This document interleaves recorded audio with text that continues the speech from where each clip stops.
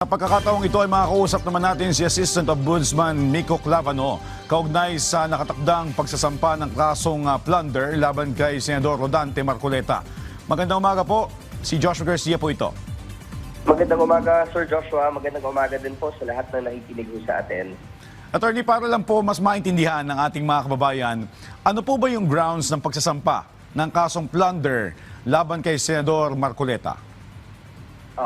Bago ko po sagutin ho yan, gusto ko lang din ipaliwanag na hindi lang po itong kaso ang inanunsyo ni Ombudsman kahapon. Isa lang po ito sa maraming inanunsyo niya kahapon na ipa-file ho namin. Kasama na po dyan yung mga contractor na tinatawag po, no? Pero ito po yung kay Senator Marcoleta, plunder ho siya dahil yung threshold po ng plunder ay 50 million pesos. Pero doon sa mga panayam niya at mga inanunsyo din niya sa publiko, nakatanggap po daw siya ng 75 million pesos. No? So, yun po ay over and beyond doon sa threshold ng plunder na 50 million pesos at nanggagaling po ito sa mga donor na hindi naman niya diniklara sa kanyang salin at kung sasabihin ho natin na ginamit ho niya sa campaign niya sa pagiging senador ay hindi din niya diniklara sa SOSE niya, sa Statement of Contributions niya. Kaya po plunder ang naisip pong i-file ng ating mga investigators dahil po nandyan sa batas na kung nakatanggap ang isang public official ng gift na humigit sa 50 million through a series of transactions at dito naman po, 3 po ang nag-donate, ay pasok ho talaga siya sa krimen ng plunder. Okay. Attorney, ano naman po ang reaksyon ng tanggapan ng Ombudsman kaugnay ng pahayag ni Senador Marcoleta na may kinalaman ito sa impeachment trial ni Vice President Sara Duterte? Well, ano po yan? Medyo contradictory ho yan dahil lahat po ng ebidensya na ginamit po ng investigator sa opisina ay nanggaling din po sa kanya. Hindi naman namin to hinanap pa, hindi namin ito pinaghirapan at wala naman pong nagpunta sa ground or sa field para hanapin ang ebidensya dito, kundi nanood lang po yung mga investigators sa mga interview at napansin ho nila na admission na po of guilt ang nangyari. Kaya po mahirap din pong sabihin na politika ito, lalo na po na hindi nga lang ito ang inanunsyo ni Boss ni Ombudsman kahapon. Kasama na din po yung mga congressman na malamang bumoto din in favor of the impeachment.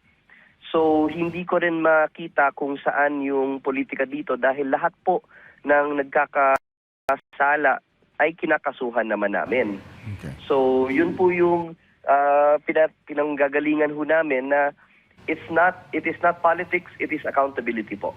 Okay. Hingin lang din po namin ang inyong reaksyon kaugnay sa pagkumpirma ng Iglesia ni Cristo na ang ginagawang rally ngayon sa EDSA ay bilang pagsuporta kay Senador Marcoleta at iginiit nito na hindi sila tutol sa pagpapatupad ng batas pero ang tinututulan umano nila ay ang pagbaluktot sa batas para pagtakpan ng umano'y katiwalian. Ang pagbaluktot po siguro ng batas ay hindi pagkaso sa mga nagkamali. Yun po siguro ang magiging punto din ng Office of the Ombudsman at gusto rin naming ipaliwanag na parehas po ang pinaglalaban nating dalawa. Yung INC po ay nanawagan ng transparency tsaka accountability. Kami din po sa Office of the Ombudsman ay nananawagan para sa transparency at accountability. Kailangan lang po natin tignan yung facts ng mga kaso natin para makita talaga kung ano talaga ang tamang gawin. Ngayon, kung hindi namin ifa-file ito, medyo kumukontra na po yan sa mandato ng Office of the Ombudsman. No? Ang mandato po ng Ombudsman, kung may makitang sala ang mga investigators, we are duty-bound po to investigate and kung may basehan po na i-file sa korte at i-prosecute.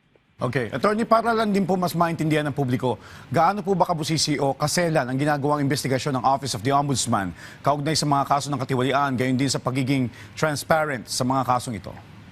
Ito po, yung inanunsyo po ni Ombudsman kahapon na ginawang state witness si Manny Bonoan, yan po ay, ang basehan ho niyan ay nagsulat po si Sec Manny ng letter sa amin about 3 weeks ago, no, na in-express po niya yung intention niya na mag-cooperate ho sa opisina namin. Tinanong namin kung saan siya banda pwedeng magsalita or mag-cooperate.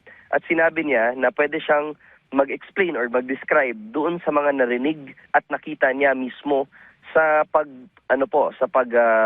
sa katiwalian sa Kongreso.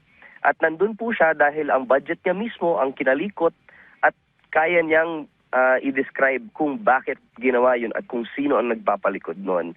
Ngayon, ang corruption ho kasi ay talagang patago ho yan. Hindi natin pwedeng i-penetrate yan galing sa labas. Kailangan ho talaga natin ng tao na nasa loob yung nakakita at nakarinig ng lahat ng mga sinabi. Ngayon, si Sec Manny ay nasa isang unique position dahil siya mismo ang sekretary ng DPWH. At ang DPWH, ang budget ng DPWH mismo ang kinalikot. Kaya may personal knowledge siya doon sa mga nagpapalikod noon. Kaya itong kay Senator Marcoleta ho kasi, swak na po kumbaga sa mga elemento ng krimen. Itong mga iba't ibang mga kaso sa flood control ay patago pa din. At kailangan pa natin i-evaluate at i-develop. Pero malapit pa po yan. Konting investigation, konting pagtatanong na lang po, at makukuha na talaga namin. We only have one chance po, no, sir? And gusto talaga namin na makuha namin in one shot. Kaya yung sa ibang kaso, talagang tatagal yan dahil mas komplikado at mas patago yung nangyari.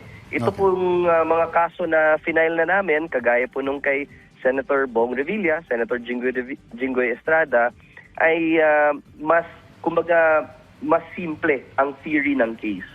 No? Okay. Dahil yung testigo mismo ay nagsabi na inabot nila ang pera ngayon.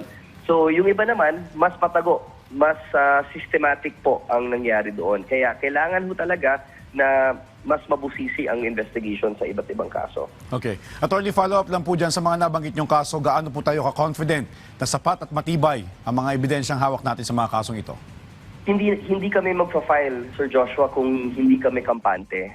No? So, kailangan ko kasi, tinaas po natin ang antas ng ebidensya na kailangan. Dati po kasi probable cause, pero ang ginawa ni Ombudsman Remulla, tinaas niya sa reasonable certainty of conviction. Ang ibig po sabihin yan, lahat po ng elemento dapat meron ng evidence na nagba-back up, no, sa mga sinasabi ng mga investigators natin. Hanggat hindi pa kompleto ang ebidensya sa bawat elemento ng krimen, hindi namin muna ipa-file yan dahil alam namin na tatagal ang kaso, baka makalimutan at baka ma-dismiss pa. So hindi kami papayag sa ganung bagay. Alright. Attorney, panghuli na lamang po, ano pa pong mga hakbang ng Ombudsman laban sa katiwalian ang dapat bantayan, asahan ng ating mga kababayan, lalo na po dito sa flood control anomaly? Wala po kaming kikilingan na tao o panig. Hindi po kami titingin sa politika para magabay ang aming mga desisyon. Talagang kung magkamali ang isang public officer, kailangan may accountability. Kawawa na po ang taong bayan. Kawawa na po ang ating ekonomiya. Kaya minamabuti na ho namin na lahat po na nagkakasala ay talagang mapaparusahan. On that note, maraming salamat po sa inyong oras at impormasyon, Assistant Ombudsman Miko Clavano. Salamat po. At yan ang mga balita sa oras na ito. Para sa iba pang update, follow at ilike kami sa aming social media sites sa @PTVPH. Ako po si Joshua Garcia para sa Bayan.